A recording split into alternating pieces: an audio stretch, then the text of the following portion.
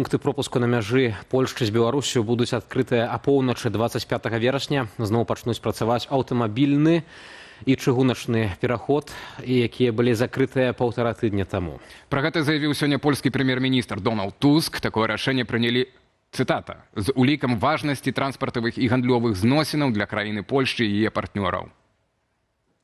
Stosowne rozporządzenie o ponownym otwarciu. Хочу праінфармаваць пра паўторнае адкрыццё памежных, чыгуначных і аўтамабільных пераходаў, тых, якія былі закрытыя ў звязку з вучэннямі захад, і, натуральна, з ростам пагрозы і палітычнай ды фактычнай нестабільнасці на нашых межах у нашым рэгіёне.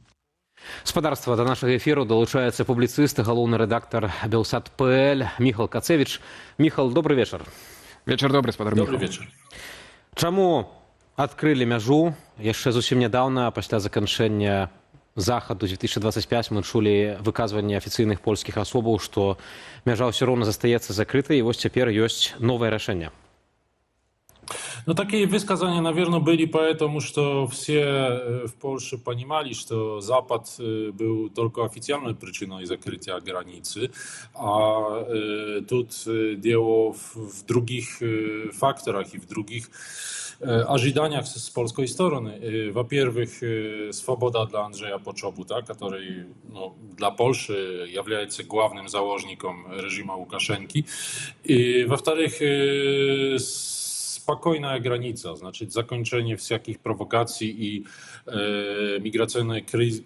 migracyjnego kryzysu na polsko-białoruskiej granicy. To główne oczekiwania i Zapad, конечно, był takim wygodnym pretekstem, żeby zakryć granicę, no точно накануне uczeni Zapad była sytuacja z oswobodzeniem części założników Łukaszenki, w tym числе z częścią żurnalistów Bielsata, no wśród nich nie znajduje się Andrzej Poczobut. Znaczy, główne oczekiwanie Polski nie było wypełnione i w takim случае dla Warszawy prosto oswobodzenie bez Andrzeja Poczobuta jawiało się jakimś może ja by сказал, takim niedrużebnym все такое шагом со стороны Минска и попыткой показать что-то Дональду Трампу и США, и Западу, но одновременно надавить и показать что-то Польше. И поэтому было решение про закрытие границы. И сейчас, если граница будет открыта, опять же, Запад, закончение учений Запад является претекстом, но тут была за kulisami этого всего была очень такая серьезная дипломатическая игра. Byli wizyty i w Mińskie, i w Warszawie представителей Китая, byli rozmowy z Brukselą, byli rozmowy w Waszyngtonie, byli rozmowy z США. Так что это дипломатическая игра, и все надеемся, что результатом этой игры было такое давление на режим Лукашенко и такое давление при помощи закрытия границы, что наконец-то часть этих условий, которые для Польши являются главными, значит, освобождение Andrzeja Poczobuta и пока обещание, поэтому что будет дальше, мы посмотрим, обещание закончения кризиса на границе польско-белорусской и спокой просто вокруг этой границы. Мы этого ждем, и как будет, это увидим в ближайшие часы, в ближайшие сутки просто. Пока ждем просто результатов этой дипломатической игры.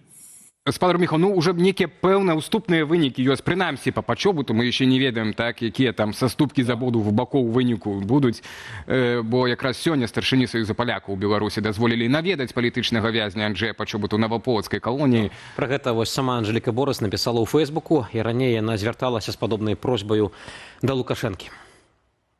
Сёння я бачылася з Анджэем у калоніі ў Новаполацку. Анджэй сардэчна вітае ўсіх знаёмых і незнаёмых, пачуваецца псіхічна добра, атрымлівае лекі. Дзякую ўсім за памяць. Сказаў, што Бог кожнаму дае сваю дарогу. Усім дзякуе сардэчна за памяць. Перадаў таксама, што саюз палякаў у Беларусі не для канфрантацыі, а для захавання і дбання пра польскасць.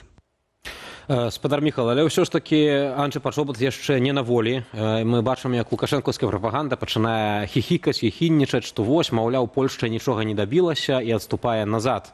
На вашу думку, ўсё ж, ці сапраўды гэта так, ці гэта нейкая такая паўза вытрымліваецца? Каб захаваць твар, напрыклад, Лукашэнку. Ну, конечно, я ожидал, что такое будет со стороны режима Лукашенко, что это совсем ясно, что они будут так себя вести, что будут говорить, что это уступление со стороны Польши. Но на самом деле Польша приняла очень серьезное оружие в виде закрытия границы. И это оружие сейчас никто не сказал, что этого оружия мы не можем принимать еще раз, и еще раз, и еще раз. Значит, это оружие уже работает. Как работает, это посмотрим в ближайшее время. Но, наверное, работает, потому что я не представляю себе, что серьезная страна может принимать такое оружие, как закрытие границы, не получать результата и просто так отложить это оружие и открыть границы.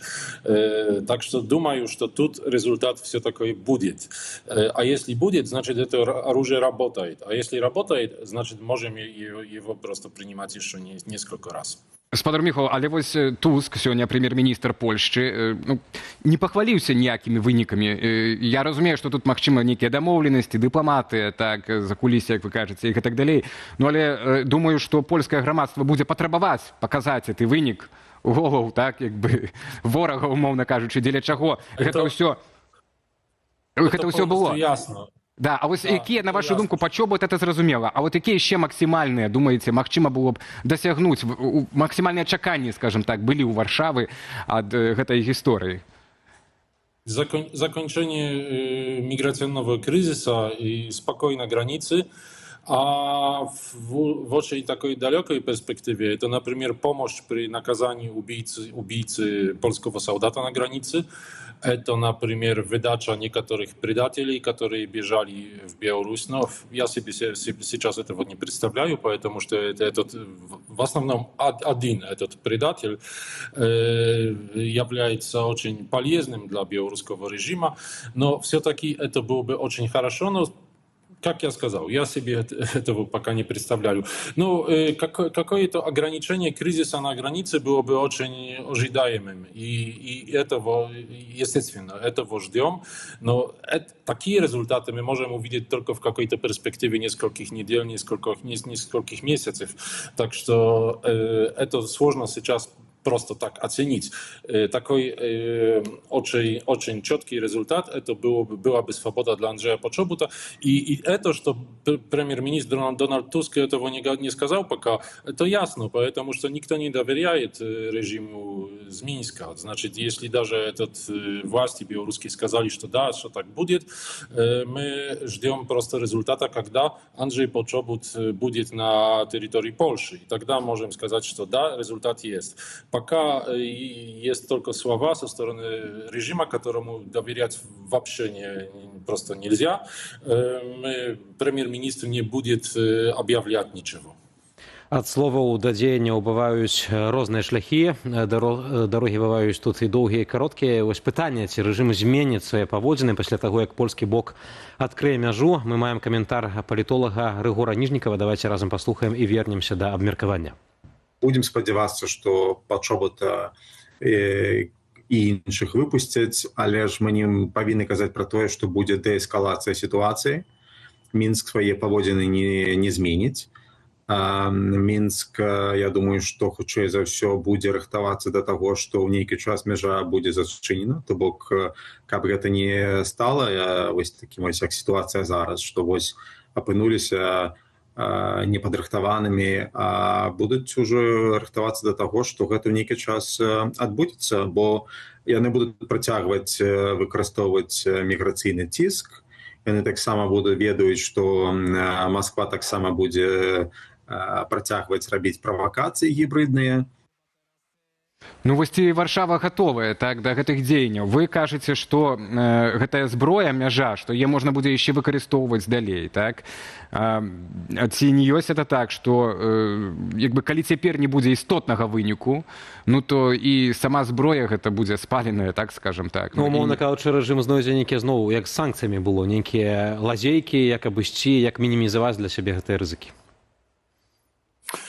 В каком-то смысле, да, я согласен, но думаю, что для белорусской экономики, особенно для экономики белорусской элиты, значит, этого, что они получают прямо в карман от границы, это будет очень болезненно, если такие закрытия границы будут постоянно, как бы, если Польша будет постоянно принимать такое решение. Тогда я думаю, что это будет очень болезненно для белорусской экономики. Намного, даже масштаба сложно представить себе, намного более болезненно, чем для польской экономики. Для польской экономики это вообще не будет даже как бы видно, что это закрытие получает какое-то влияние на польскую экономику. Только для нескольких компаний, транспортных польских компаний и некоторых компаний, которые еще торгуют с Белоруссией. Но для белорусской экономики это, конечно, будет болезненно. Болезненно тоже будет, когда Китай некоторый раз будет вынужден присылать кого-то в Минск, присылать кого-то в Варшаву, чтобы вести переговоры между Польшей и Белоруссией, потому что это так и получается. Так что думаю, что для Лукашенко, конечно, такая ситуация, что этот кризис будет повторяться, значит, граница будет закрываться со стороны Польши, что Лукашенко будет повышать или уменьшать давление на границу. Вполне реальна такая ситуация. И даже бы сказал, что так и может быть в ближайшее время. Поэтому что Лукашенко в такой ловушке, что он просто будет все такое работать на Москву, но в некоторое время попытается налаживать отношения с Трампом и так далее, и так далее. В результате он будет как бы колебаться от одного кризиса к второму кризису. Ну да. Гаспадар Міхал, дзякую вам вялікі за сённяшні каментар. Мы ўсе спадзяемся, што Анджэй Пачобут выйдзе як мага хутчэй на свабоду, таксама як іншыя нашыя калегі па цеху. Я только еще хотел... Так, Катя Андреева, іншыя коллеги, которых мы не можем называть теперь так. Я только хотел бы еще вот одну реплику, что вот мы запытались, гаспадар Міхал, у наших гледачоў, хто перамог у гісторыі з мяжой. Менск, Варшава, Пекін, як вы думаете, найбольш галасоў, які варыянт атрымлівае? Якая столица? На сегодняшний день? Не знаю, сложно сказать. Я скажу Варшава, но думаю, что белорусские зрители могли сказать Минск. Пекін, ну, показаў аўтарытэт. Як арбітр. Так, показаў аўтарытэт у гэтым рэгіёне, прыйшоў, разруліў. Але пабачым, якія будуць рэальныя вынікі яшчэ. Гаспадар Міхал, дзякую яшчэ раз вялікі за гэтую размову. Размаўлялі мы з Міхалам Кацевічам,